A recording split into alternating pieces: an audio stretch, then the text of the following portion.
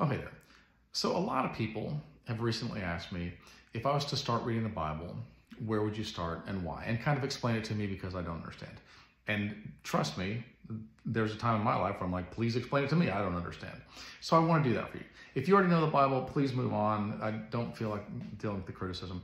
But if you don't know what in the world it is, okay, there's the Old Testament is pretty much most of the Bible, okay? So Old Testament and New Testament. Now, Old Testament is from the beginning of the world up until Jesus, and the New Testament is from Jesus forward, okay? Now, the first part of the New Testament, there's Matthew, Mark, Luke, and John.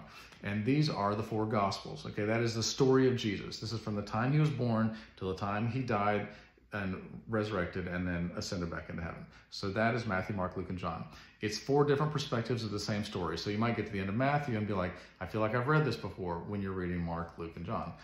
But that's okay. It's four different perspectives, okay? Then there's Acts. Acts is the Acts of the Apostles. So this is after Jesus ascended back into heaven. Then what happened to the apostles after that? And up until Paul, or there's some other things. Then there are a bunch of letters that mostly Paul wrote, and Paul persecuted Christians. He hunted them down and he killed them until there was a conversion in his life, and then he became a Christian, and he wrote a good chunk of the New Testament. So he wrote Romans, which is a book, it's a letter that he wrote to the people in Rome. First and Second Corinthians, there was Corinth was a city. He wrote 2 letters to them. Galatians, Galatia was a place. Ephesians, Ephesus was a place, a huge city. Philippians, Philippi was another city. Colossians, Colossae. First and Second Thessalonians, 2 letters to Thessalonica. And then he wrote First and Second Timothy to a protege of his named Timothy, who he was like, let me encourage you and tell you good things. And also Titus and Philemon. And possibly Hebrews, but that's debated. That was written to Hebrews. So he wrote a big chunk of the New Testament, and it was just letters to Christian churches that he went and founded, and then said, hey, I've heard that you're doing these bad things. Let me set you straight, okay? The thing is, it was inspired by God, and so those same things that they were dealing with back then, we are dealing with now, and it really sets the stage and keeps us on our course, okay? Then there's James. Mary and Joseph had Jesus, obviously, but Jesus was God's son, and so while Mary was still a virgin. But then they had other children, and James was one of those children, and he wrote the book of James. It's 5 chapters, and a chapter is not a long part. A chapter can be just like a column, okay? And so it's probably 3 pages, something like that. The book of James is filled with great things. Like if you could read that first, I would, which you can, you have that freedom. Then 1st and 2nd Peter was written by Peter. Peter was one of the disciples. 1st, 2nd, and 3rd John was written by John, who also wrote the Gospel of John, and he wrote Revelation, and then Jude. And that is the New Testament. It sounds daunting. It is not. Like, you could read this very quickly. There are versions that you can understand that are in plain English. And if you have a question, ask me. I don't want to get into long, lengthy debates over minutia. But if you have a question about, like, hey, how does this work? Then that's how it works. Now, in the Old Testament, okay, there's Genesis, Exodus, Leviticus, Numbers, and Deuteronomy. That is the Torah. That is, some people call it the Pentateuch. So that got you from, in the beginning, God created the heavens and the earth, okay?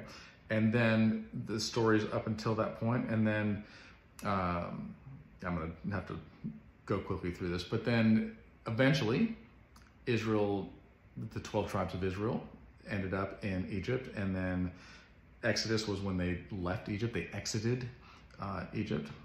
Leviticus is basically your law, the law of Moses.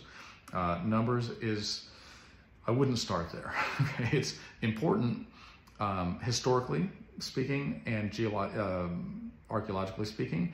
It verifies a lot of facts, but if you don't know what in the world you're talking about, you're going to be like, why are they rambling on about this? And Deuteronomy kind of goes back over the law again. Joshua is when the people of Israel went back into the promised land, and Joshua led them in there. Judges, after that, they didn't have a king over Israel, and so the stories of Samson and things like this are in the book of Judges. And it said at that time, every man just did what was right in his own eyes, okay? And so from time to time, God would raise a judge up to set his people straight, okay?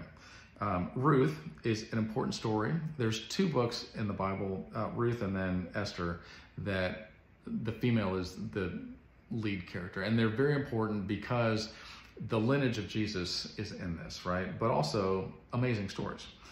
First and Second Samuel. Samuel was a prophet, and this is what he wrote. First and Second Kings is a lot about the kings of Israel, okay? First and Second Chronicles, kind of the same thing. Those kind of repeat a little bit, and you'll be like, I felt like I just read this. Why am I reading this again? Because this is not really chronological. And so to that regard, it can be a little bit confusing. Then you have Ezra, Nehemiah, and Esther. Ezra and Nehemiah came back out of exile and helped to rebuild Jerusalem, okay? And Esther, there's a holiday called Purim where there's a lot of miracles. It's actually an amazing story. Job, a lot of you guys are probably familiar with the story of Job. Job was a righteous man, and he felt like he was cursed from God. But then there's a real good story because before that, people were like, if you do good, then good things happen. If you do bad, then bad things happen.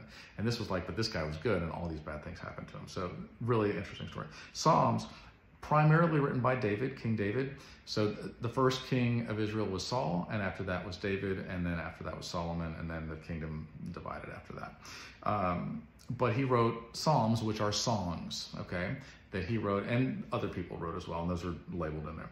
Proverbs was a bunch of wise sayings written by Solomon, who was, a very wise king. He also wrote Ecclesiastes, which there's a lot of, there's a time to sow and a time to reap and a time to, all the times, right? And he's like, life is meaningless, so on and so forth. But he finds hope in the end of that. I just read that again recently.